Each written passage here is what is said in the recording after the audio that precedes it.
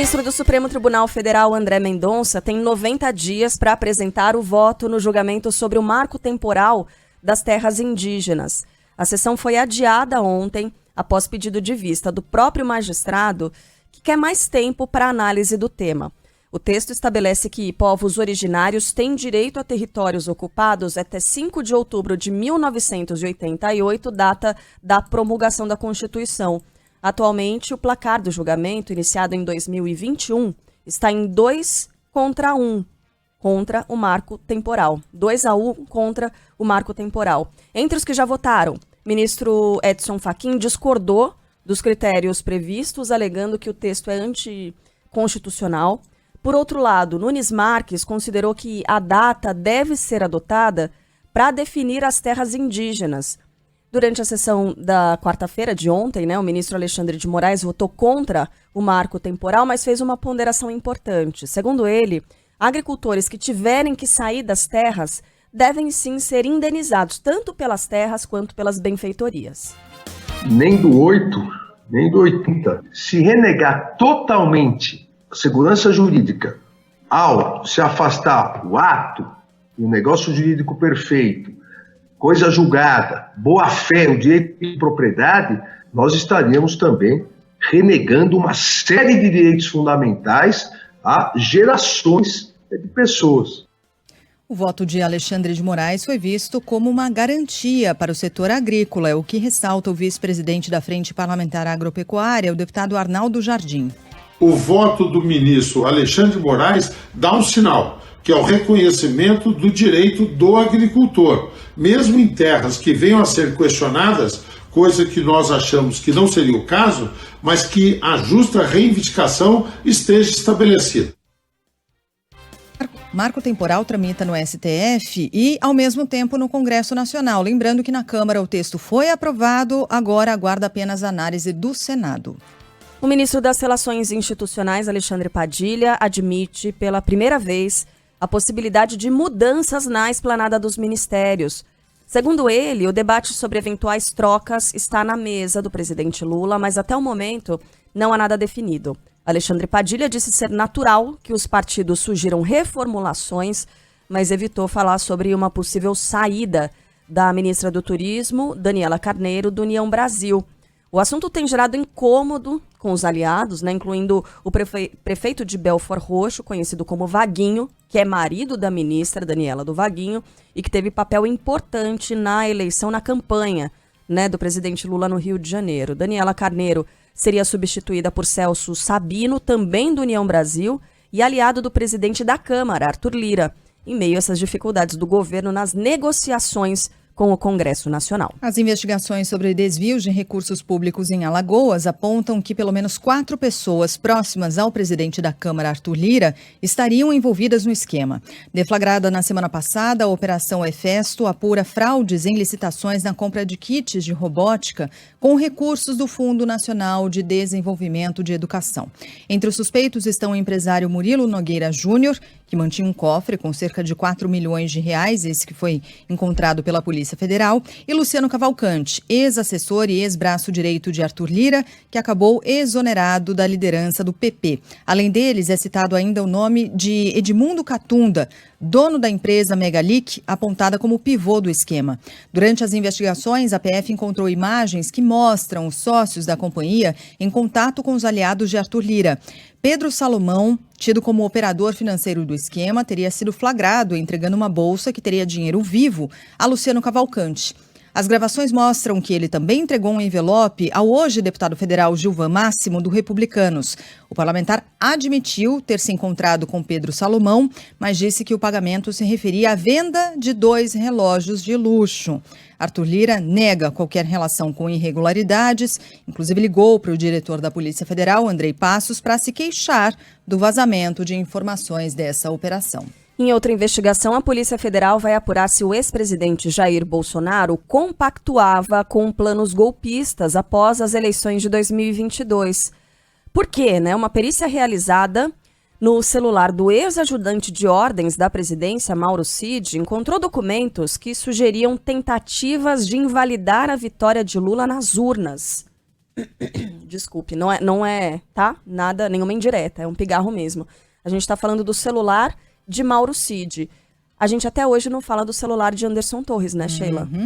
Exatamente. Isso foi encontrado no celular do ex-ajudante de ordens do presidente da República, tá? Os agentes identificaram 3 documentos no aparelho do tenente-coronel, sendo 2 minutas de golpe. Uma delas é idêntica justamente àquela encontrada na casa do ex-ministro da Justiça, Anderson Torres, essa minuta que foi apreendida no comecinho do ano. O documento, datado de dezembro de 2022, previa a instalação de estado de defesa com intervenção no Tribunal Superior Eleitoral. A PF ainda encontrou um estudo para a distribuição de tropas em Brasília e nas principais capitais do país. Chega a dar um frio na espinha, né, de ler, de saber que esse documento e esse estudo existia e estava ali no celular desse ajudante de ordens do ex-presidente. Quer dizer, os caras estavam levando a sério essa história de golpe, né? Tava tudo organizado, sim.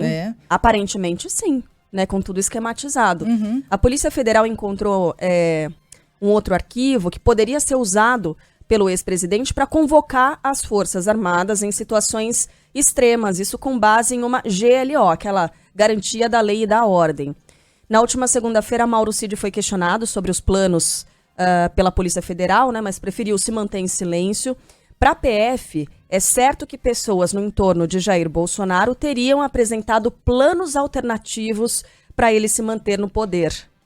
A defesa de Mauro Cid alega, no entanto, que não vai se manifestar e afirma que ainda não teve acesso aos documentos. O ex-ajudante de ordens está preso desde o início de maio, acusado de participar do esquema de falsificação de registro de vacina contra a Covid-19, na carteirinha de Jair Bolsonaro e também de pessoas da família dele. Em Goiás, um deputado estadual admite ter financiado acampamentos antidemocráticos e, em tom de ironia, diz que deveria estar preso. Fala aí, Marcos Nazoni.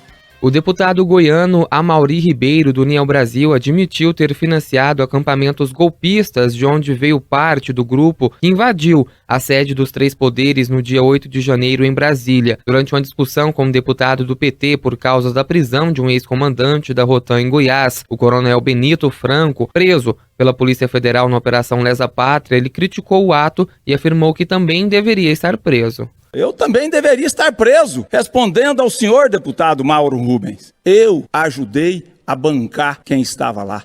Mande me prender. Eu sou um bandido, eu sou um terrorista, sou um canalha na visão de vocês. Eu ajudei. Eu levei comida, eu levei água, eu dei dinheiro. Após toda a repercussão do caso, o deputado recuou e diz que não fez parte e não apoia os atentados à democracia brasileira ocorridos em janeiro.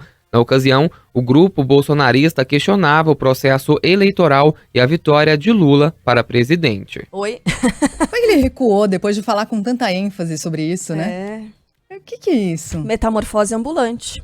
Só Raul Seixas consegue definir nossa. O que foi isso, né? Estava sob efeito de algum remédio quando falou da primeira vez? Meu Deus, gente. Numa boa. O ministro da Casa Civil pede desculpas e afirma que foi infeliz ao falar sobre Brasília. Fala, Léo Souza. O ministro da Casa Civil, Rui Costa, pede desculpas após fala polêmica sobre Brasília. Em publicação na internet ontem, o petista disse que, ao citar a cidade como centro do poder político, não foi feliz nas palavras. Rui ainda afirmou que, abre aspas, o desabafo nada tem a ver com brasileiras e brasileiros que vivem na capital lutando, sonhando e passando dificuldades. Na sexta, em evento na cidade de Itaberaba, na Bahia, o chefe da Casa Civil chamou Brasília de Ilha da Fantasia e criticou a escolha da cidade como capital. As declarações foram rechaçadas, principalmente por políticos do Distrito Federal. O governador Ibanez Rocha, do DF, escreveu que, para alguns políticos, Brasília se limita ao que eles veem pelas janelas de seus gabinetes. Dias Toffoli nega um recurso de Deltan Dallagnol e disse ou decide que Luiz Carlos Rauli vai assumir o mandato do deputado cassado. Fala aí, Ângelo Sfayer. O ministro Dias Toffoli do STF negou um pedido do ex-deputado Deltan Dallagnol do Podemos para anular a decisão do TSE, que levou à cassação dele. Em maio, por unanimidade, 7 ministros da Corte Eleitoral indeferiram o registro de candidatura com base na lei da ficha limpa. A defesa do político pediu ao Supremo que a decisão fosse suspensa até que não houvesse mais possibilidade de recurso. Toffoli não viu irregularidades no julgamento e manteve a decisão. Em outro recurso, o ministro acatou o pedido de liminar para a diplomação imediata derrota do suplente Luiz Carlos Rauli, também do Podemos. Toffoli observou o entendimento do STF, pelo qual os votos devem ser computados para a legenda na ocorrência de um candidato com registro negado após a eleição. O ministro também destacou que Rauli não precisaria cumprir a chamada cláusula de barreira, uma vez que está na condição de suplente. Selecionei uma mensagem aqui de forma completamente aleatória, viu? Sheila, o Regis escreve pra gente perguntando: Sheila, fale do seu Corinthians. Ai, agora? Logo Pode ser depois? Vamos segurar um pouquinho. Pode ser daqui a uns meses, de repente? Eu não sei porque ele mandou isso e imediatamente antes a mensagem dele é: bom dia, que virada linda do meu Palmeiras. Tá? Valeu, Regis. Daqui a pouco a gente fala sobre o esporte. E a gente fala também sobre Bia Haddad Maia, né, que terá uma disputa, a disputa mais importante da carreira dela. Chegou à semifinal de Roland Garros e daqui a pouco disputa com a Swiatek. É isso, né, é o nome dela. Bom, há discordâncias aí com relação à pronúncia desse sobrenome, mas a gente não vai ter aquela narração emocionante, né, do Luiz Megali, lá vai, lá vai, lá vai, lá vem, lá vem, lá vem. Mas claro que a gente vai ter todos os destaques aqui, todas as informações atualizadas de Roland Garros e a nossa incrível representante brasileira, a brasileira que chegou mais longe nos últimos tempos aqui no esporte em todo o planeta, né? A brasileira no tênis mundial. Voltando para Brasília, o Senado marca a sabatina de Gabriel Galípolo, indicado para assumir a diretoria de política monetária do Banco Central. Fala aí, Rafael Procópio.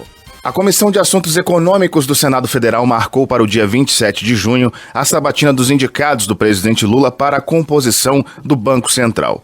Gabriel Galípolo, considerado como o atual número 2 do Ministério da Fazenda, foi indicado para a diretoria de política monetária, enquanto Ailton Aquino foi indicado para a diretoria de fiscalização. Os senadores da comissão vão fazer perguntas temáticas aos indicados para entender a capacidade dos profissionais e produzir um relatório sobre as competências, recomendando ou não a indicação. A relatoria da sabatina de Galípolo ficou com o senador Otto Alencar, próximo ao governo, enquanto a de Ailton ficou com o senador Irajá, do PSD de Tocantins, partido esse da base. As indicações de Lula foram feitas no último dia 16. Bem, nos últimos 2 anos em especial, a gente reforçou muito a importância do levantamento do IBGE, do censo, que passou por uma baixa muito grande de recursos no último governo, baixa de recursos para a realização dessa pesquisa, que é fundamental, é o retrato do país. A gente precisa desse retrato e que ele seja o mais fiel possível para que políticas públicas possam ser desenvolvidas. Então, todo e qualquer número do IBGE é importante porque ele fala de um retrato de momento, um retrato com um pouco de retrovisor, porque em geral as pesquisas são realizadas no ano anterior ou 2 anos antes e aí divulgadas logo na sequência, mas é a partir disso que se balizam todas as políticas públicas. Vamos falar agora de uma pesquisa do IBGE que trata de educação e é super importante porque pais, mães, professores, crianças, adolescentes enxergam isso, cada um na sua realidade, no seu estado, na sua cidade, mas vivenciam isso que é apontado em números, que é o tamanho da desigualdade no acesso à educação. No entanto, essa mesma pesquisa revela pelo menos uma queda no analfabetismo. A Amanda Oliveira conta os detalhes.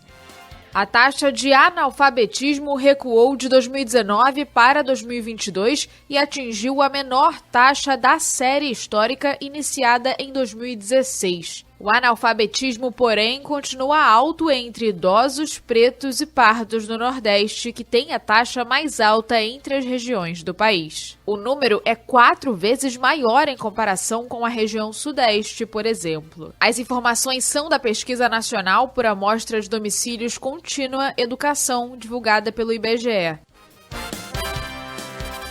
A mesma pesquisa apontou uma queda no número de crianças de 4 a 5 anos nas escolas do Brasil. O número de matriculados recuou de 92,7% em 2019 para 91,6% em 2022.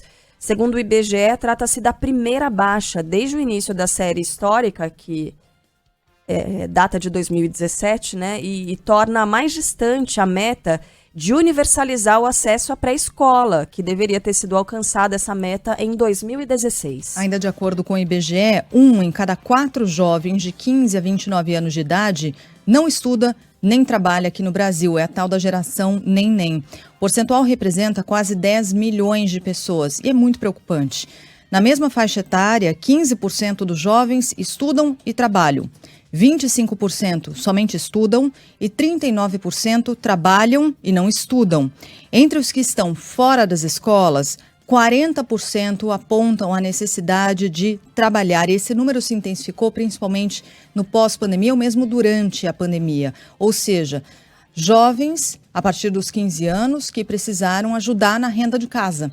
E aí não teve jeito. Tiveram de passar a trabalhar e muitos deles largaram a escola. Então, 40% apontam a necessidade de trabalhar, 22% a gravidez é o motivo e 10% o fato de cuidarem de outras pessoas ou da casa. Esses números, né, Sheila, eles colocam muitos elementos naquela discussão sobre o homeschooling, que ficou para trás, né, porque o último governo defendia de forma bem veemente, mas sem levar em consideração que muitos jovens, crianças e jovens no Brasil, têm que trabalhar para ajudar na manutenção da casa. Então, se a matrícula em escola é algo opcional, se isso já acontece com a matrícula sendo algo obrigatório, digamos assim, imagina se for algo opcional. Uhum. Então, isso tem que ser levado em consideração, né, nessa discussão a respeito do homeschooling. Para quem acha que é a única alternativa, que é a alternativa preferida, que quer entrar na justiça, que tem todas as possibilidades, que vai manter a criança em casa estudando e não trabalhando, já existem formas na justiça de se conseguir essa possibilidade da educação em casa. Então, para todo o Brasil, com essa diversidade, né, de perfis, com essa diversidade regional em todos os aspectos, é muito difícil estabelecer um critério que funcione e que proteja crianças e adolescentes, né, com relação à educação fora da escola e educação em casa.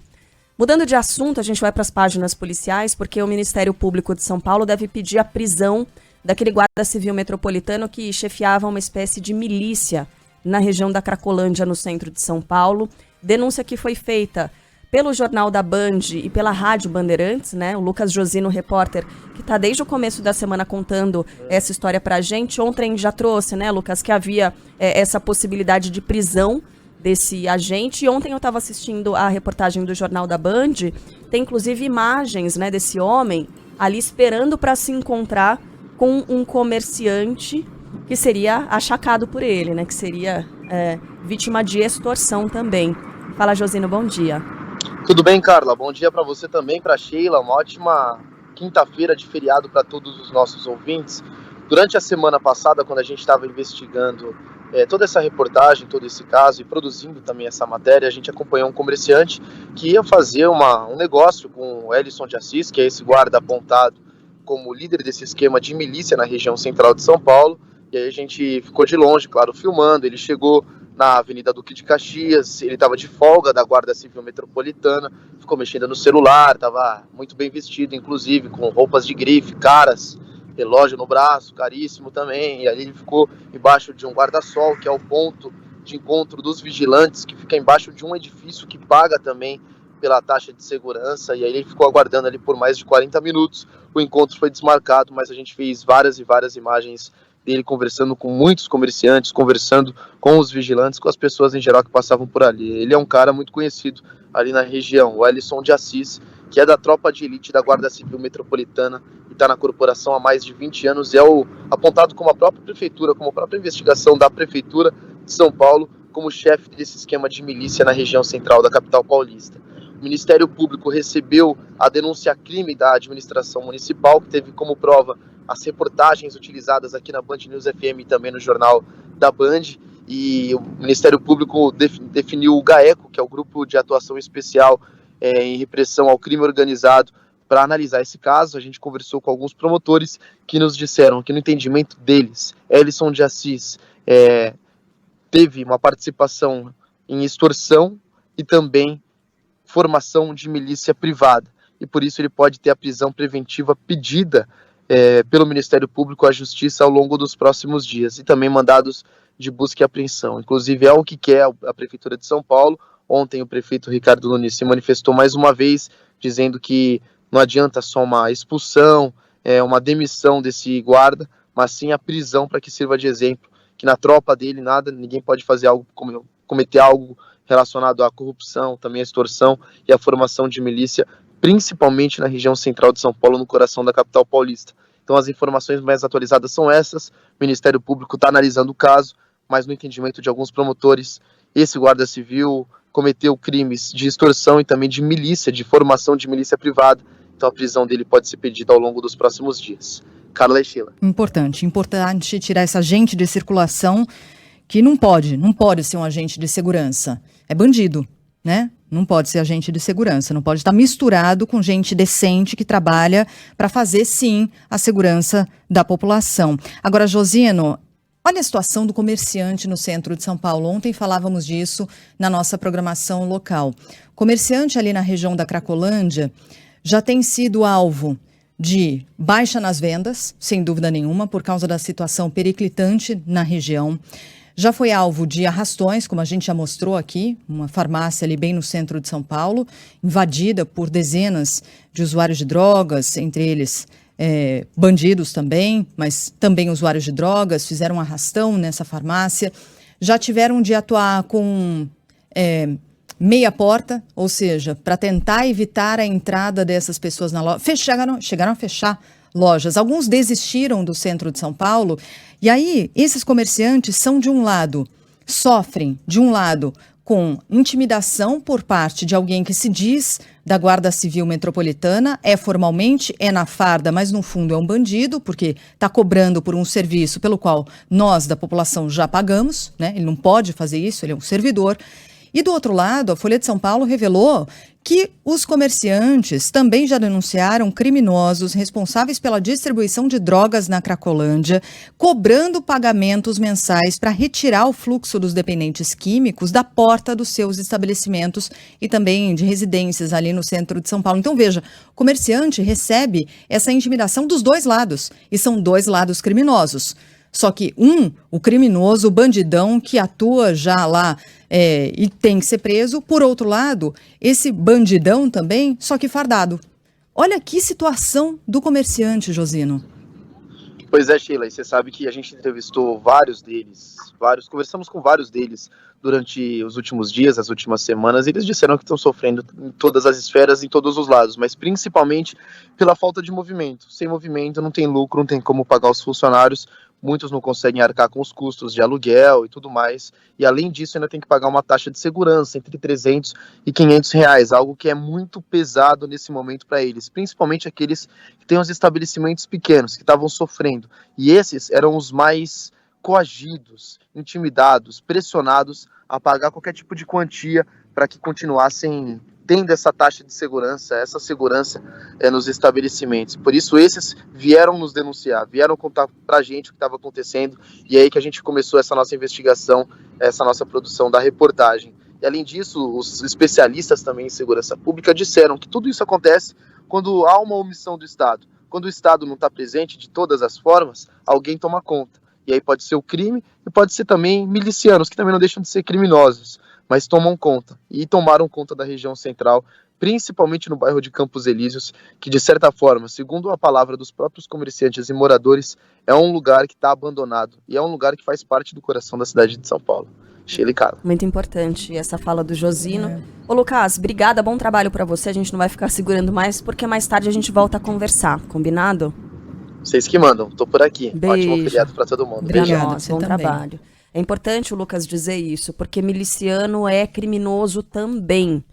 É criminoso, cobrando a mais para fazer o serviço que já deveria fazer. E aí, nesse caso, né, Sheila, faz para quem paga e deixa quem não paga de fora. Pelo contrário, até ameaça essas pessoas que não pagam de sofrerem mais crimes, né, de serem vítimas de outros crimes, ainda de mais violência. Miliciano é criminoso, policial que age dessa forma é criminoso. É claro que é uma minoria, é sempre importante ressaltar isso.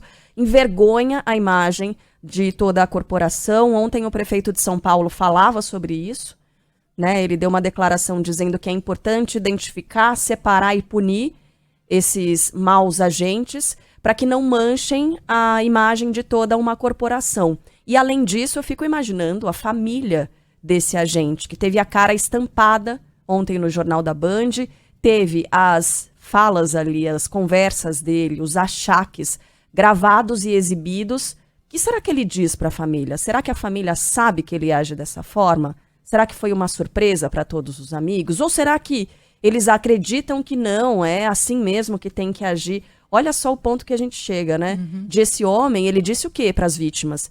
Ah, não, eu não faço nada de errado. Você se lembra dessa fala dele? Né? Dou nota, né? Não tem aquela história, não. É empresa, eu posso emitir um recibo, alguma coisa. Não tô fazendo nada de errado. Não tô fazendo nada de errado. É claro que tá, isso é crime, sim. E é crime grave, gravíssimo. É assim que as grandes organizações criminosas começam. Então eu tenho uma certa curiosidade em saber como é que isso é recebido na casa desse cidadão, porque ele tem família, ele tem amigos, né, muito provavelmente. Ainda que não tenha, sei lá, é um órfão, X, ele tem conhecidos. Como é que uma pessoa como essa não se sente envergonhada, mal, de cometer esse tipo de crime e ter que prestar algum tipo de conta, né, para a sociedade? Eu fico só me perguntando como é que isso não vai no cunho pessoal também, né, desse agente. Bom, a gente vai voltar a esse tema um pouquinho mais tarde. Ainda em São Paulo, a justiça mantém a prisão do homem que foi amarrado por policiais militares depois de furtar caixas de bombom em um mercado. O destaque é do Thiago Muniz. A juíza Gabriela Marques da Silva Bertoli, da Vara de Plantão Criminal de São Paulo, converteu em preventiva a prisão de Robson Rodrigo Francisco, o homem negro que foi filmado amarrado pelos pés e pelas mãos por policiais militares.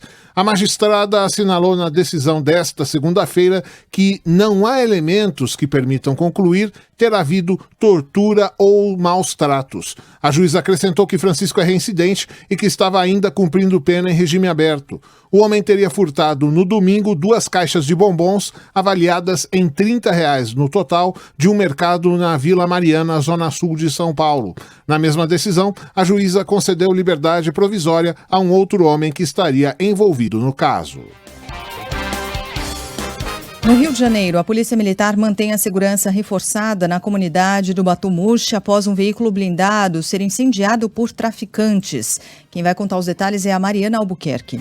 Tropas especiais da Polícia Militar continuam na comunidade do Batumuxi, na zona oeste do Rio, para tentar localizar e prender os traficantes que incendiaram um blindado da corporação na madrugada de quarta-feira. Ninguém foi preso. 2 policiais militares que estavam dentro do veículo ficaram levemente feridos, mas foram atendidos pelo Corpo de Bombeiros e liberados no local. O caveirão é do novo modelo que foi entregue à PM no ano passado. Pelas redes sociais, o governador do Rio, Cláudio Castro, descreveu como inadmissível o ataque ao blindado.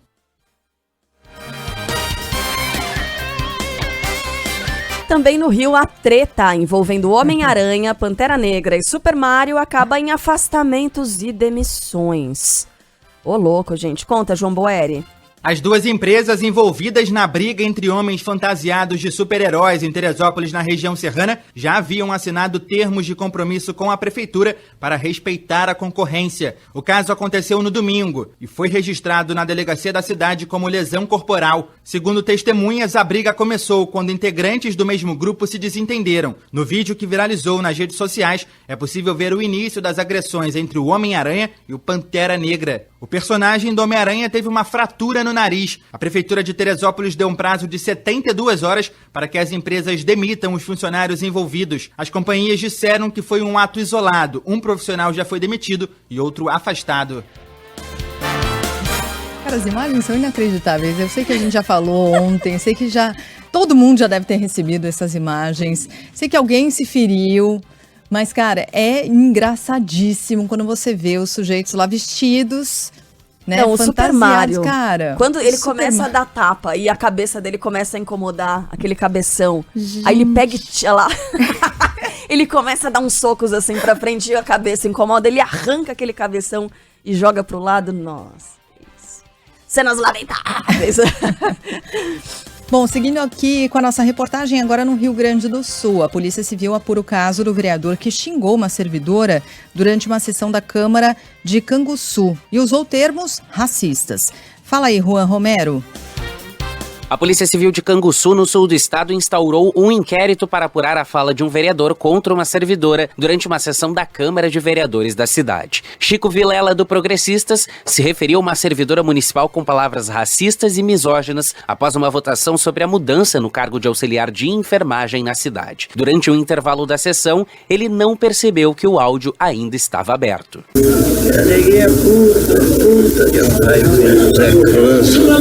O presidente da Câmara da cidade afirmou que a casa vai dar os trâmites regimentais ao caso e que o ato racista e o preconceito não cabem nos dias de hoje. Já o vereador ainda não se manifestou sobre o caso.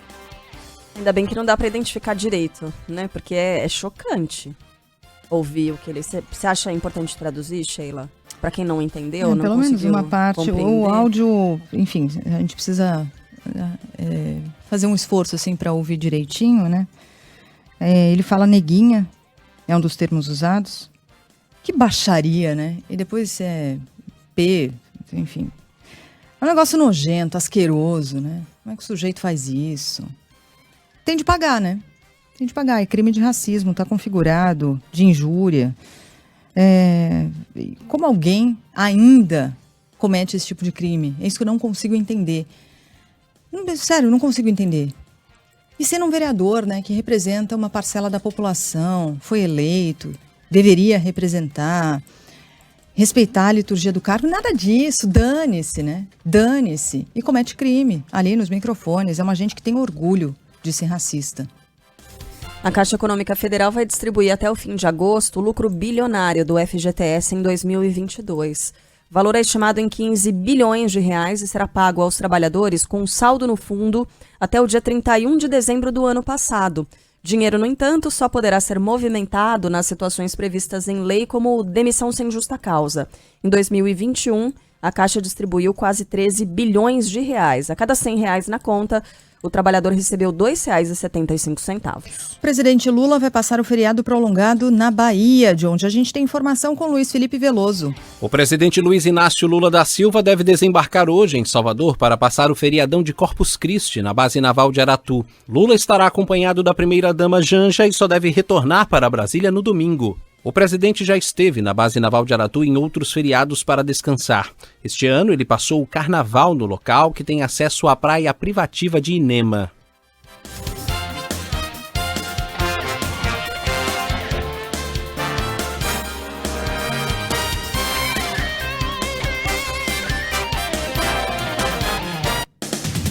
A polícia da França prende um homem que esfaqueou 4 crianças e um adulto em um parque na cidade de Annecy, nos Alpes. O ataque aconteceu ontem e foi confirmado nas redes sociais pelo ministro do Interior. Por enquanto, não há informações sobre o estado de saúde das vítimas. A motivação desse ataque ainda é apurada. O Vaticano afirma que o Papa Francisco está bem, acordado e vigilante depois de passar por uma cirurgia. Fala aí, Arthur Coelho.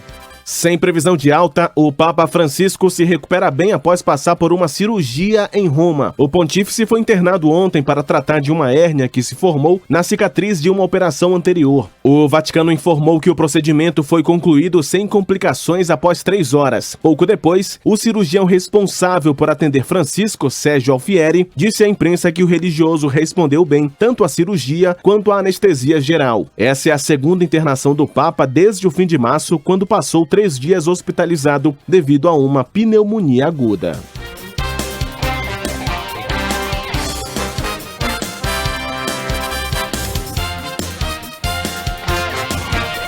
Destaque dos esportes, né? Agora, já, viu, Sheila? A gente vai trazer uma reportagem sobre a tenista brasileira Bia Haddad Maia, que volta a entrar em quadra ainda nessa manhã, pelo nosso horário de Brasília, que pode fazer história de novo em Roland Garros. Então, já tem as informações completas dessa partida da Bia de logo mais, e também a gente vai trazer um histórico de toda a carreira dela, né?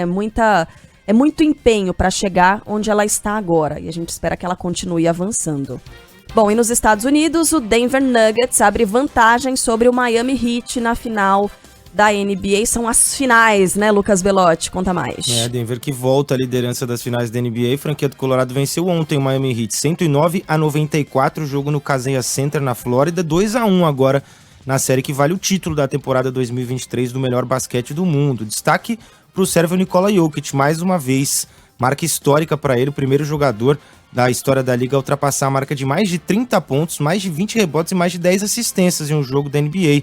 Sérvio fechou com 32 pontos, 21 rebotes e 10 assistências, triplo-duplo para Nikola Jokic, assim como o companheiro dele, o armador Jamal Murray, também com dígitos duplos em 3 estatísticas diferentes. Próximo jogo, anota aí na agenda, 9h30, sexta-feira, também no Kaseya Center em Miami, casa do Heat, com transmissão exclusiva da TV Band para a TV aberta. E aí é o jogo 4, desculpa, é o jogo 4. Jogo 4 agora em Miami, isso. Miami podendo empatar o jogo em 2-2, fazendo a série já confirmada para um jogo 6, ou Denver vencendo e aí podendo já fechar no próximo jogo, domingo à noite, dentro da sua casa, já podendo fechar a NBA, fechar essas finais da NBA dentro de casa. Jogo importantíssimo, decisivo. Só uma vez na história um time virou um 3-1, ainda foi o Cleveland de LeBron contra o Golden State Warriors do nosso querido Eduardo Barão. Então, em caso de uma vitória de Denver já na sexta-feira, muito dificilmente a gente verá o Miami Heat brigando, mas jogando em casa, o Heat podendo empatar a série e deixar tudo igual, cada um vencendo um jogo em casa e um jogo fora. A gente vai descobrir tudo isso sexta-feira à noite na casa do Heat, Kaseya Center, com transmissão aqui da TV Band. Sua torcida vai pra quem? Eu tô torcendo pro Miami, eu tenho esse apego pelas zebras, né? Acho que a gente tem isso, é natural, a gente acaba se apegando um pouquinho com os times que não são tão favoritos assim. Então você torceu pelo Corinthians ontem, pelo jeito, né? Pois é. Não funcionou, né? Não muito, né, Sheila? Mas tô com o Denver, mas ainda acredito... tô com o Miami, mas acredito na vitória do Denver, que é um time simpático também, um time que nunca venceu a NBA, enfim. É um daqueles times que foi construído com muito tempo, não é um time que acabou fazendo trocas, é um time que foi construído mesmo com aquelas escolhas de draft, né, que é aquela seleção da NBA. Então é um time bem simpático também, o Denver Nuggets. É uma final muito legal da NBA e ainda podendo fazer história, né? O Denver, se campeão, vence o primeiro título da sua história. O Miami, se conseguiu o feito, é a primeira vez que um time vindo da 8ª colocação na temporada regular levanta a taça. Então, história garantida nas finais da NBA que você acompanha aqui na Band. Muito legal. Bom, e o próximo assunto... Agora não é pigarro, não. Agora é indireta mesmo, Sheila Magalhães. Cara, o Corinthians deu adeus a Libertadores, Palmeiras avançou na Libertadores, deu a lógica no caso do Palmeiras, a gente tinha alguma esperança em relação ao Corinthians, mas assim, vou olhar pela metade cheia do copo. De suco, Del Valle. Aí a gente, eu tinha certeza, porque tá chegando um monte de mensagem assim. Não sei por quê. Enfim, a gente agora olha com mais tão fácil, né? A gente acha que ela vai ficar pra trás, que ela não vai ser feita novamente. Lógico que vai. Cara, fora da Libertadores, a gente pode olhar com mais seriedade pro brasileiro, por exemplo, entendeu? Temos de encarar... A realidade tá difícil. Tá difícil, minha gente. Fluminense e Inter brigam ainda por uma vaga nas oitavas de final. Bruno Camarão vai falar de todos esses resultados.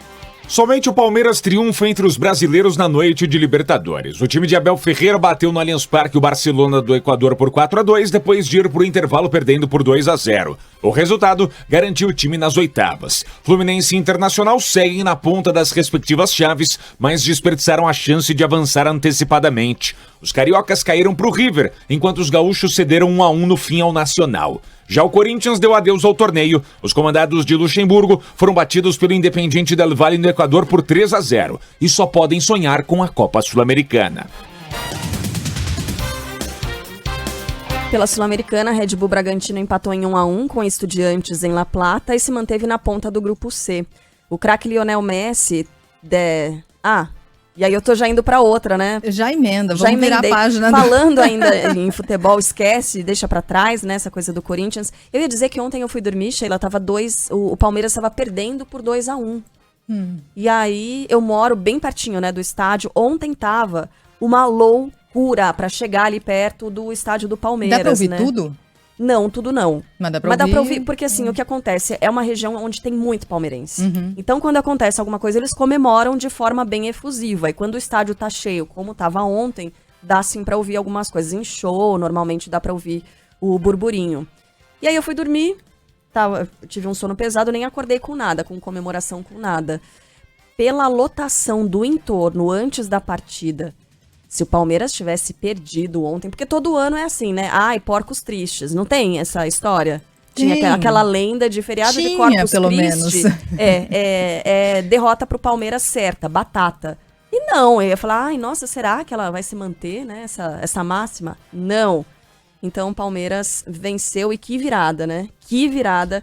4-2 essa partida. E aí falando, Sheila, seguindo, né, saindo aqui da América do Sul, se bem que o personagem bem que poderia, né? Ele é sul-americano, mas ele não vai ser dessa vez que ele virá para algum time do Brasil ou da Argentina. Lionel Messi deve ter um salário de 60 milhões de euros por ano, o equivalente a 315 milhões de reais no novo clube dele, o Inter Miami dos Estados Unidos.